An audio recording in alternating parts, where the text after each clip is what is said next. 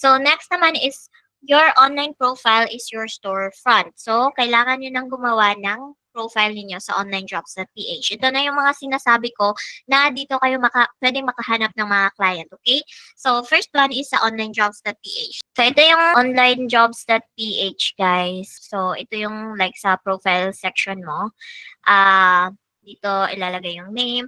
Actually, dito pala guys like kung mag-create kayo, make sure na kung ano yung picture na ilalagay nyo, yun na yung best picture ninyo ha. Kasi kapag magpapa-update kayo ng profile picture, kailangan na naman nilang i-verify yan. And then may possibility na mag-lower yung ID proof. So, itong ID proof, isa kasi siyang requirement for you to be able to send applications. Ayan, naglagay ako ng website ko dyan na Facebook. Lagay ko yung basta i-complete nyo lang yung profile ninyo, guys. Tapos itong dito naman, kailangan yung ng mga test na to. So ito, this is isa tong personality test para maano nila kung ano yung personality mo. Kasi merong mga businesses na ganun na they will hire based on your personality kasi kapag hindi aligned yung values mo sa values ng business nila, hindi ka nila i-hire. Meron naman dito, if you haven't taken these exams, learn how to take it. So you just have to do that para mas ma-complete yung ninyo, yung profile. And then, dito naman yung IQ test. Ilagay nyo din dito yung screenshot. Tapos, isave nyo yung IQ score ninyo. And then, dito naman is magtitake kayo ng English test. Tapos, ilalagay nyo dito kung ano yung naging result. Tapos, magsisave din kayo ng screenshot. The more na mas complete yung profile ninyo, the more na tataas yung ID proof ninyo para makapag-start na kayo mag-send ng applications. Dito naman, makikita ninyo yung mga messages ninyo. If na-hire kayo, dito yung lalabas kapag meron kayong siguro. Hindi ko pa siya na-experience kasi kapag na-hire ako, hindi naman kami dito ni client. Pero careful kayo guys if merong ganun na outside, like make sure na legit talaga. Kasi merong minsan dito sila nag-hire, minsan naman kapag na-hire ka, doon kayo sa Slack mag-uusap or sa email mismo. And then kapag nagbo-bookmark ka ng job, dito mo siya titingnan. Andito naman time proof, ito yung time tracker ni onlinejobs.ph.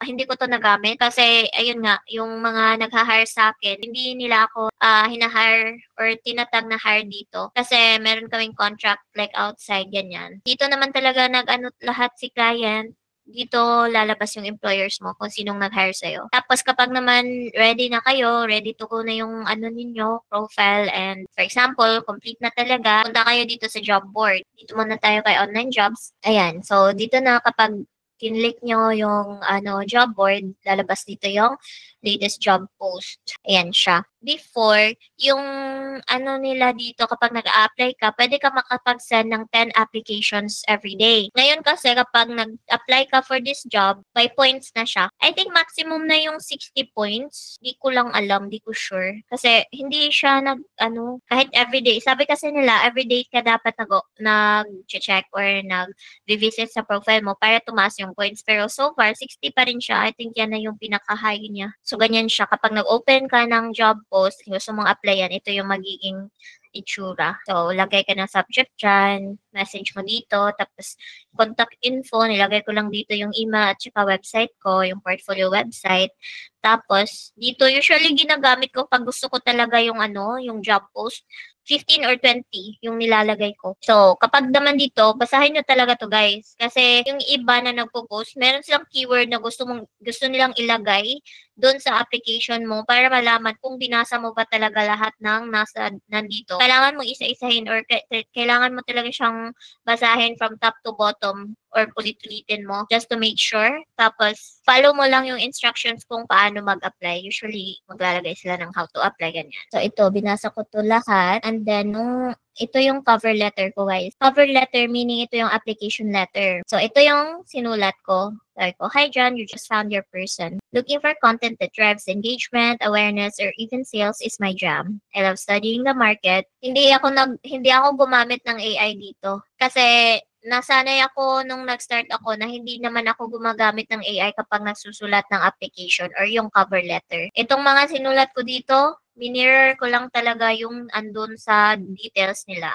They need someone to look for content na nagda-drive ng engagement, awareness, or even sales. So, ito yung sample letter na guys. So, sinabi ko na I love studying the market kasi part na talaga yung market research guys kapag you're creating content for clients. Kasi before ka mag-create ng content, kailangan mong kilalanin kung sino talaga yung audience ni client kasi whenever we create content, it's for the target audience. Hindi yung gumagawa lang tayo ng content kasi feel natin yun yung maganda. Kailangan gumawa tayo ng content na interested talaga yung audience, target audience ni client. Kaya sinabi ko dito na I love studying the market, what makes them stop scrolling, ano yung content na kinukonsume nila sa social media, and kung ano yung magti-trigger sa kanila to buy something online. So, it is exactly what I learned with the programs I invested in. So, hinighlight ko dito na kung ano-ano na lang, kung ano-ano na lang pinag-enrollan ko para lang maka-learn ng ganitong skill. So, now it is time to really use my gift to, kasi 'di ba, sinabi niya, use your gift, 'di ba? 'Yun yung nasa ano niya, sa title niya. So, ito pala yung naging subject line ko. So, you need to have something catchy kasi para ma-replyan ka talaga. Buti na lang ni-replyan niya ako dito. sabi ko, you called, I answered. This is your new content specialist. So, minirror ko lang talaga. Kinuha ko yung mga keywords doon sa job niya para mas maging interested siya and gumana naman siya for me. So, recent lang to ha, nung 24 days ago daw, yung pinaka-recent ko talaga na naging successful na pero hindi pa, wala pa siyang desisyon. Nagwe-wait pa ako sa kanya. It is time to really use my gift to help your clients find content from their existing materials, whether it's a book or their blogs. I truly believe that creating content does not have to start from scratch all the time. So, yung sa kanya kasi, parang magre-repurpose lang ng content or gagawa ng content from the existing materials nung clients niya, which are coaches din. Kaya naging interested ako dito kasi coaches din naman yung mga naging clients ko na. Sinabi ko na hindi naman sa lahat ng panahon mag-create tayo ng content from scratch. Hey Shalene, just a quick note to let you know I have received your application, which is awesome. Thanks so much. We'll be reviewing all applicants this week.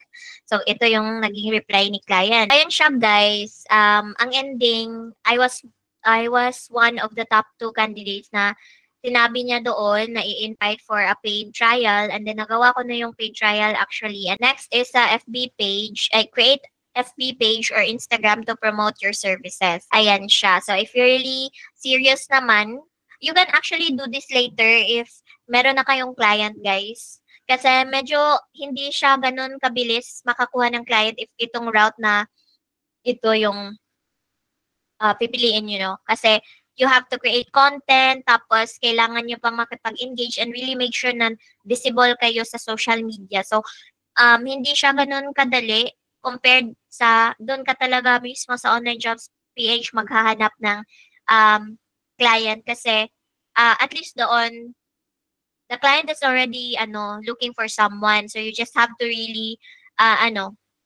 send application na makaka-catch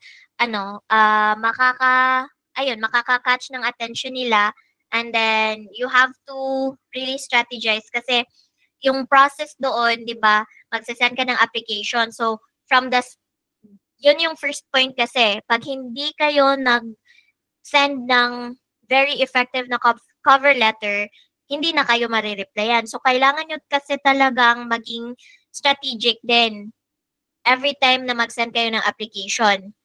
Yun yung goal nyo. Pag mag-send na kayo ng application, make sure na ang cover letter is catchy from the subject line. Tapos, yung doon sa body ng cover letter ninyo, i-highlight nyo kung ano yung mga kailangan talaga nila based doon sa job details nila. So, you have to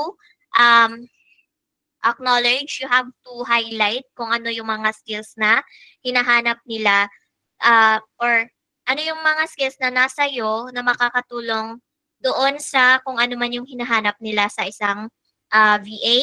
And then, siguro kapag sa end naman is, parang gumamit ako nito before, like, nag-ask ako ng question sa pinakadulo. Pero dito, hindi. Yun lang, parang sinabi ko lang talaga na looking forward to hearing back from you para at least ma-feel nila na magwi-wait ka talaga for them to respond. Ganyan. Ang isa sa pinakamabibigay ko na tip if you're going sa pagsisa ng applications, kailangan kayo ang pinakauna na magsisa ng application. Kasi isa yung mga first people to send applications na talaga mabibigyan ng pansin. Isa yun sa mga parang magiging edge ninyo. So you have to really magtambay kayo sa online jobs sa PH para kayo yung pinakaunang person na mag-apply.